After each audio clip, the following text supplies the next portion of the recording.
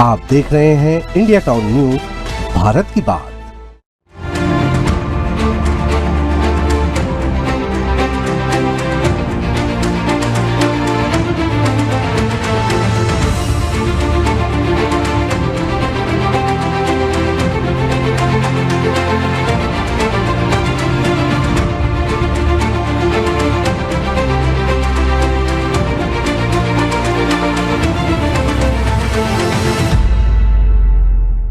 नमस्कार, आप देख रहे हैं इंडिया टाउन न्यूज और मैं हूं आपके साथ कमर गौस। आज की हमारी एक खास पेशकश बात बेबाक मयंक तिवारी के साथ में बात करते हैं पश्चिम बंगाल के मुख्यमंत्री और टीएमसी प्रमुख ममता बनर्जी की। इस पर चर्चा करने के लिए हमारे साथ मौजूद है इंडिया टाउन न्यूज के संपादक मयंक तिवारी जी। तिवारी जी, आपका बहुत बहुत स्वागत है। धन्यवाद कमर जी। जी, हाल ही में हुए हरियाणा और महाराष्ट्र विधानसभा चुनाव के नतीजों के बाद पश्चिम बंगाल की मुख्यमंत्री और टीएमसी प्रमुख ममता बनर्जी ने स्पष्ट रूप से कहा है कि वो मुख्यमंत्री रहने के साथ साथ इंडिया ब्लॉक का भी नेतृत्व कर सकती है। ममता ने एक इंटरव्यू में कहा कि वो इंडिया ब्लॉक की संस्थापक सदस्यों में से एक है और अगर उन्हें मौका मिला तो वो इसका संचालन कर सकती है। उन्होंने कहा कि अगर उन्हें मौका मिलता है तो वो विपक्षी दल की कमान संभालेगी।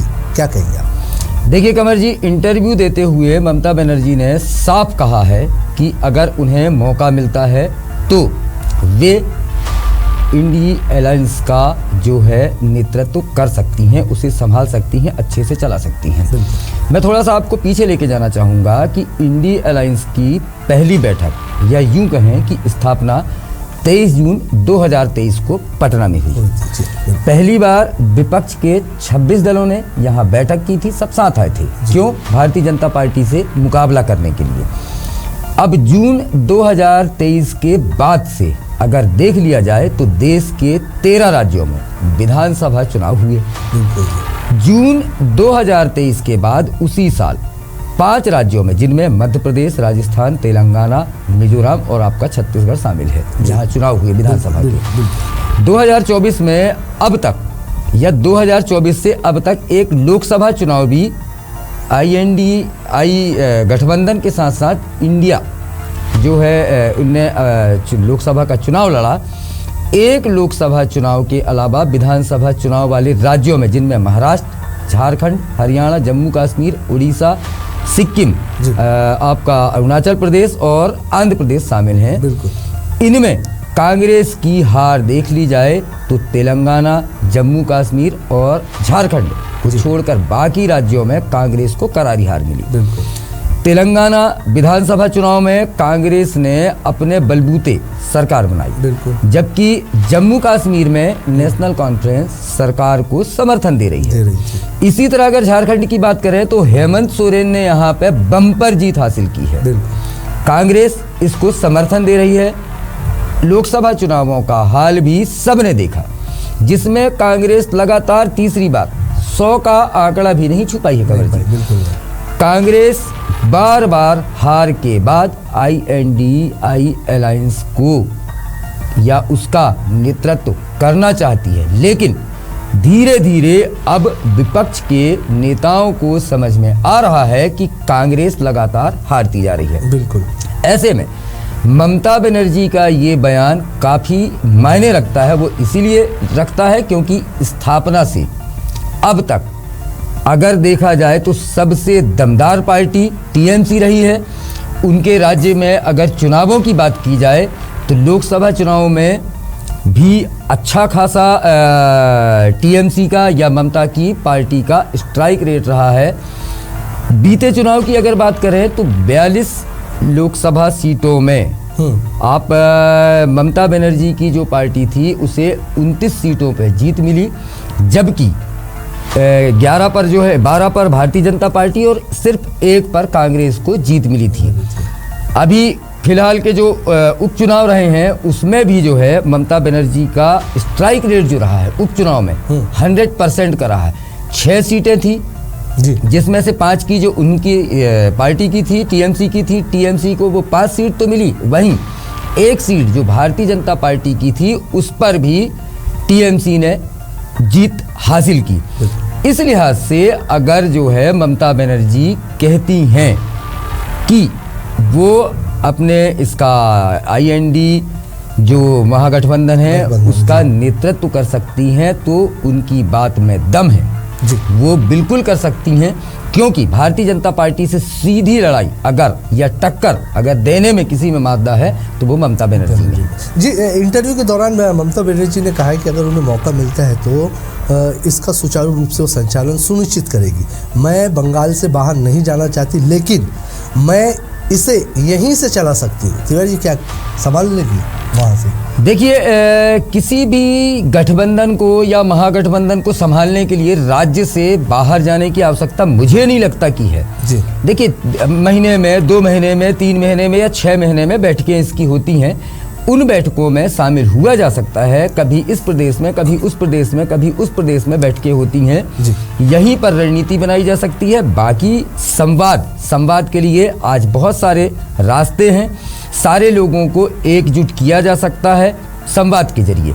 वहीं ममता बनर्जी बिल्कुल भी अपने राज्य को नहीं छोड़ेंगी, क्योंकि एक दमदार मुख्यमंत्री हैं और उनकी जो सोच है मुख्यमंत्री से आगे जाने की तब तक नहीं होगी जब तक कि उन्हें प्रधानमंत्री का पद न मिले। और इसके लिए वे चाह रही हैं कि मुख्यमंत्री रहते हुए टीएमसी का या पश्चिम बंगाल का मुख्यमंत्री रहते हुए वे अपने इस INDI गठबंधन को मजबूत करें, और जब लगने लगे कि हाँ अगले चुनाव में इसको ये भारतीय जनता पार्टी के इंडिया गठबंधन को जो है टक्कर दे NDA को टक्कर दे सकते हैं, तब ममता बनर्जी चाहेंगी कि वे वहाँ से निकलें। लेकिन अभी उनको वहाँ से निकलना संभव नहीं है। दूसरी चीज़, आपने जो सवाल किया, क्या संभव है वहाँ से संभालना? बिल्कुल संभव है। लेकिन जिस तरह के बयान ममता बनर्जी के आए, कांग्रेस ने इस मांग को सिरे से खारिज कर दिया कि लोकसभा सांसद मणिकम टैगोर ने इसे एक अच्छा मजाक करार दिया कि मजाक के तौर पे लिया जा रहा है। देखिए, मजाक के तौर पर ले रहे हैं। कांग्रेस की सबसे बड़ी नाकामी की वजह यही है। आप दूसरी पार्टियों की अगर बात करें कमर जी, तो अगर हार होती है, लगातार हार होती है, तो आत्मचिंतन जरूर होता है। कांग्रेस में कब आत्मचिंतन हुआ आपको ध्यान है? बहुत समय तक ये सिर्फ सोचने और विचारने में समय लगा देते हैं। और दूसरी चीज़, अगर कांग्रेस में कोई छोटा या जमीनी स्तर का नेता बड़े नेतृत्व से किसी तरीके की शिकायत करना चाहता है तो उन्हें समय नहीं दिया जाता। ये बार बार चीज़ें निकल कर सामने आती हैं। देखिए, सोनिया गांधी हो या राहुल गांधी हो और अब जो है प्रियंका गांधी, सबके अपने अपने चाहने वाले हैं, सबके अपने अपने धड़े हैं। कोई चाहता है सोनिया गांधी बने जो पहली पंक्ति के नेता हैं, दूसरी पंक्ति के राहुल के जो समकक्ष के या उनके समकालीन जो नेता हैं वो राहुल को चाहते हैं। वैसे ही अब एक लॉबी जो है प्रियंका गांधी की ही तैयार हो रही है। एक ही परिवार में 3 तरीके की लॉबिंग जब होती है तो निश्चित ही अब कांग्रेस जो है इस बारे में वो उसको अच्छा मजाक कहे या जो भी कहे, लेकिन देखिए विरोध का स्वर तो उठ रहा है। कांग्रेस इसे अच्छा इसीलिए नहीं कह सकती क्योंकि उनके नेताओं पर ये उंगली उठाने जैसा है और ये एक फूट है, बहुत बड़ी फूट है। मैं आपको यहाँ पे ये भी बताना चाहूँगा कमल जी कि टीएमसी की जो ममता बनर्जी ने जो बयान दिया है, इसके बाद जो उनका गठबंधन है, महागठबंधन है, उसमें भी टूट फूट नजर आ रही है।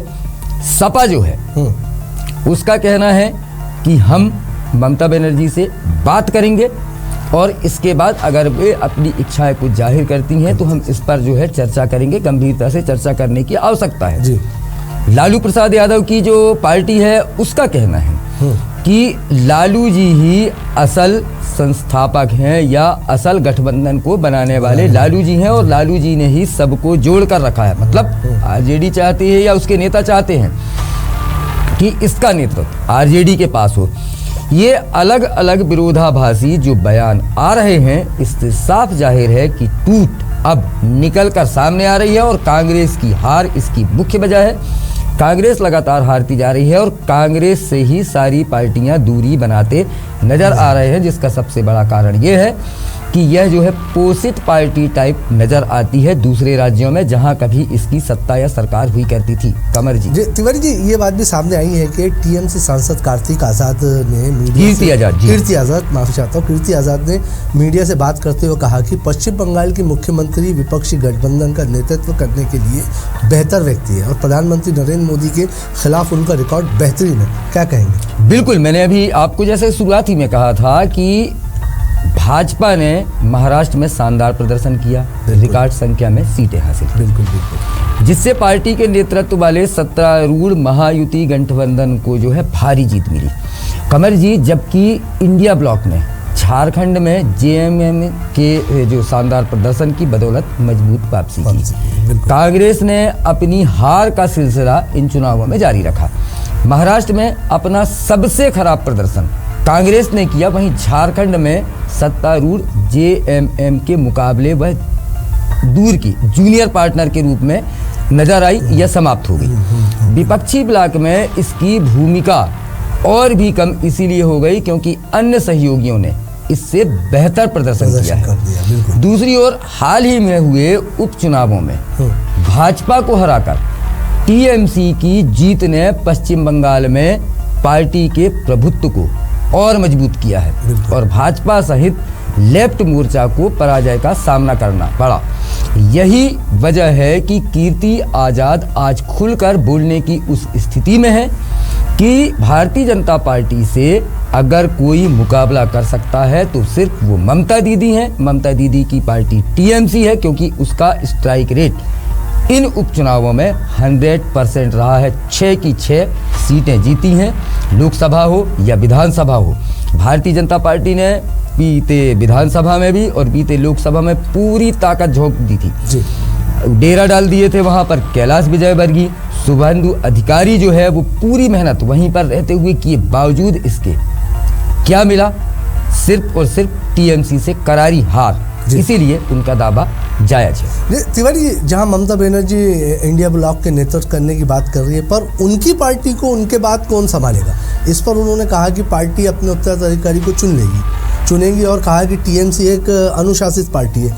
तो जब अभी इनका उत्तराधिकारी तय नहीं है और बात एक बहुत बड़ी की जा रही है। देखिए, ममता बनर्जी या उनकी पार्टी के जो नेता हैं अब तक विचार बिल्कुल भी नहीं कर पाए हैं कि उनका उत्तराधिकारी कौन होगा। ज़्यादा संभावना ये है कि उनके जो भतीजे हैं वो आगे आने वाले समय में पार्टी का नेतृत्व करेंगे। लेकिन यह भी चर्चा आती है कि उनके भतीजे ने दीदी से दूरी बना ली है या दीदी ने अपने भतीजे से दूरी बना ली है। लेकिन ये बात सही है कमर जी कि अनुशासित पार्टी अगर जो है दूसरे पार्टियों के मुकाबले देखा जाए तो भारतीय जनता पार्टी के बाद सबसे ज़्यादा अनुशासित पार्टी जो है ये ममता बनर्जी की टीएमसी ही है।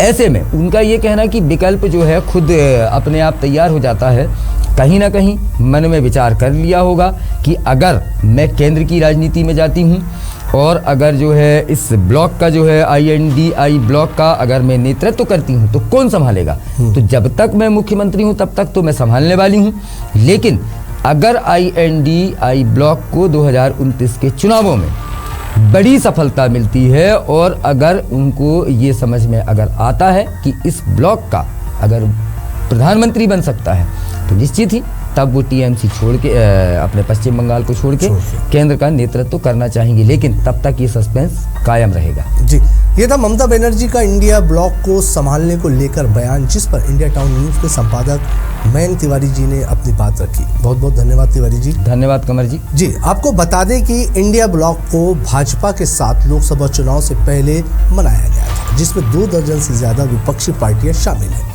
हालांकि गठबंधन में मतभेद और समन्वय की कमी ने कई पक्षों से आलोचना की है। इंडिया ब्लॉक के सदस्यों के बीच संसद के शीतकालीन सत्र में विपक्षी गुट के कामकाज को लेकर व्यापक मतभेद पैदा हुए हैं। तृणमूल कांग्रेस और समाजवादी पार्टी के सांसदों ने गौतम अडानी रिश्वत मामले पर विपक्ष के संयुक्त विरोध प्रदर्शन में भाग नहीं लिया, क्योंकि टीएमसी और समाजवादी पार्टी कथित तौर पर कांग्रेस से सहमत नहीं है। आज के हमारे बात बेबाक मयंक तिवारी के साथ में फिलहाल इतना ही। मुझे दीजिए इजाजत और आप देखते रहिए इंडिया टाउन न्यूज़। भारत की बात। नमस्कार।